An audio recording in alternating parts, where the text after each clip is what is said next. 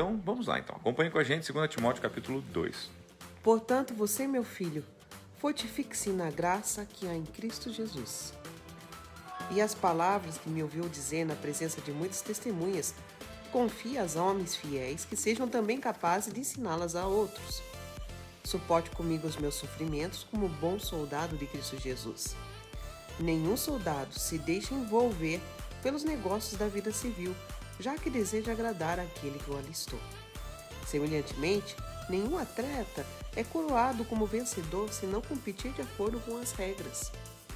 O lavrador que trabalha arduamente deve ser o primeiro a participar dos frutos da colheita.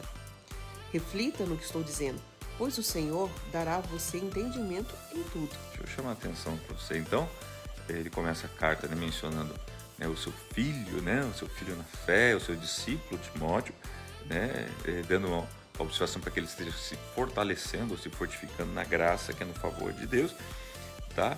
Daí ele fala que para ele não deixar de confiar nessas palavras a homens fiéis, que sejam também capazes de ensiná-las aos outros. Ou seja, a gente vê aqui uma preocupação do apóstolo Paulo em dizer assim, olha, entenda o que nós estamos fazendo. Eu sou alguém que estou discipulando você, que estou transferindo a você conhecimento, e não esqueça de fazer a mesma coisa também. E a quem? A homens fiéis, a realmente pessoas que desejam carregar esse encargo. Por quê? Porque a palavra de Deus ela precisa transcender, ela precisa de geração em geração.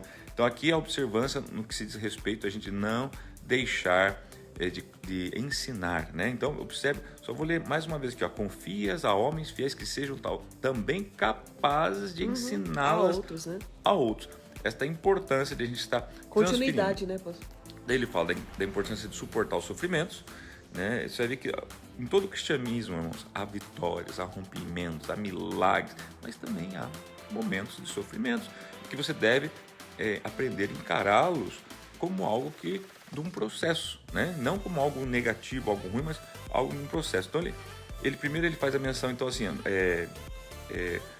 como que você deve suportar esses sofrimentos? Ele dá 3 exemplos. Primeiro, como um soldado, versos 4, Daí ele fala do soldado, que um soldado se deixa envolver pelos negócios da vida civil, muito pelo contrário, ele quer agradar aquele que alistou ele. Depois usa o exemplo do atleta, tá? E depois lá do lavrador, de quem vai plantar a colheita. O atleta que precisa competir de acordo com as regras. Exatamente. E aqui por último, aquele que participa dos frutos, enfim, dessa colheita. Então, queridos, eu quero que você esteja agora se permitindo ser ministrado por mais da palavra do Senhor, que agora vem uns conselhos muito especiais. Lembre-se de Jesus Cristo ressuscitado dos mortos, descendente de Davi, conforme o meu evangelho, pelo qual sofro e até estou preso como criminoso, contudo a palavra de Deus não está presa. Por isso, tudo suporto por causa dos eleitos, para que também eles alcancem a salvação que está em Cristo Jesus com glória eterna. Esta palavra é digna de confiança.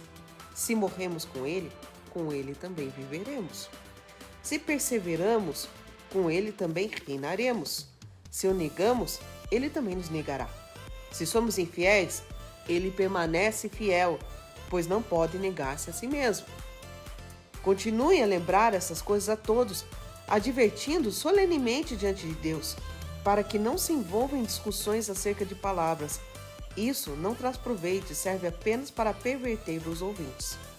Procure apresentar-se a Deus aprovado, como obreiro que não tem do que se envergonhar e que maneje corretamente a palavra da verdade. Evite as conversas inúteis e profanas, pois os que se dão a isso prosseguem cada vez mais para a impiedade. O ensino deles alastra-se como câncer, entre eles estão Himeneu e Fileto. Estes se desviaram da verdade, dizendo que a ressurreição já aconteceu, e assim alguns pervertem a fé. Entretanto, o firme fundamento de Deus permanece inabalável e selado com esta inscrição: o Senhor conhece quem lhe pertence. E afaste-se da iniquidade todo aquele que confessa o nome do Senhor. Quero chamar a sua atenção, então, em especial versos 14 e 15, porque ele fala, continue a lembrar, o 14, tá? Essas coisas, a todos, advertindo solenemente diante de Deus, tá? Que coisas são essas?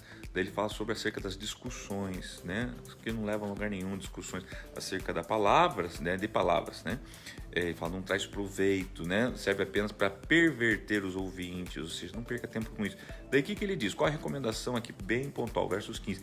procura, em vez de você ficar entrando no meio de discussão, que você não chega a lugar nenhum, ou que vai ser improdutivo, ou que não vai promover nada na sua vida, então procura apresentar-se a Deus aprovado. Como é que eu apresento a Deus aprovado? Daí ele diz, como um obreiro que não tem do que se envergonhar. Muito bem, e como é que eu faço isso? Que maneja corretamente, outra pessoa fala bem a palavra da verdade, ou seja, aprenda a manejar. Observe que aqui a ênfase é o manejo da palavra, ou seja, você não é obrigado a ter ela de cor, você não é obrigado, né, a saber, mas você tem que saber como um equipamento que você utiliza como um carro que você dirige, tem que saber dirigir, um avião que você pilota, tem que saber pilotar, ou seja, alguma coisa que promove vida. Eu falava para um doutor, para um advogado esses dias, sobre o Vademecum, que é um livrão assim, desse tamanho, maior que a Bíblia, ele é da onde eles partem, o norte deles, ou seja, eles precisam tirar dali os conteúdos jurídicos. Então, quer dizer, você tem que saber manejar. Então, maneja bem ou corretamente a palavra da verdade e não fica entrando em discussões, né? Apenas apresente-se a Deus aprovado. Numa grande casa há vasos não apenas de ouro e prata, mas também de madeira e barro. Alguns para fins honrosos, outros para fins desonrosos. Se alguém se purificar dessas coisas, será vaso para a honra, santificado, útil para o Senhor e preparado para toda boa obra. Fuja dos desejos malignos da juventude e siga a justiça, a avó com o Senhor. Evite as controvérsias tolas e inúteis, pois você sabe que acabam em brigas. Isso. Voltamos, gente. Quando deu uma travada aí, né? Mas voltou, graças a Deus. Vamos lá. Versos 24. Ao servo do Senhor não convém brigar, mas sim ser amável para com todos, apto para ensinar, paciente. Deve corrigir com mansidão os que se lhe opõem, na esperança de que Deus lhes conceda o arrependimento, levando-os ao conhecimento da verdade, para que assim voltem à sobriedade e escapem da armadilha do diabo que os aprisionou para fazerem a sua vontade. Então, chama a atenção do 23 até o 26, que é o último versículo, é quase que um resumo de todo o capítulo. Porque ele fala, de novo, evite as controvérsias. Tolos inúteis. Né, apontamento para isso.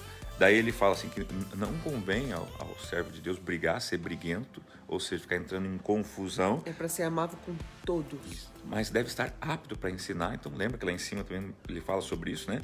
Transferir o conhecimento a pessoas aptas a ensinar. Fala apto a ensinar, paciente, ou seja, tem que ter paciência. Porque vai ter pessoas fáceis de você ensinar, pessoas que não vai ser tão fácil de ensinar. Deve sim corrigir com mansidão, com temor, mas deve se manter essa disciplina, essa correção, tá? Enfim, e está sempre levando o conhecimento da verdade à frente, tá? Tanto que ele assina dizendo assim, verso 16, para que assim voltem à sobriedade. Se eu preciso voltar, é porque um dia eu estive e saí dela, e agora eu tenho que retornar. Então, assim, fazendo essas coisas, vocês voltam à sobriedade, tá? E escapam de armadilhas que o diabo promove para as pessoas. Queridos, isso, e aprisiona essas pessoas, né? Para fazer a vontade dele. O Senhor quer te ver livre, preparado, pronto, como um soldado, que não tem do que se envergonhar, que maneja bem a palavra da verdade, tá bom? E é isso, gente. Hoje ficamos por aqui, sexta-feira.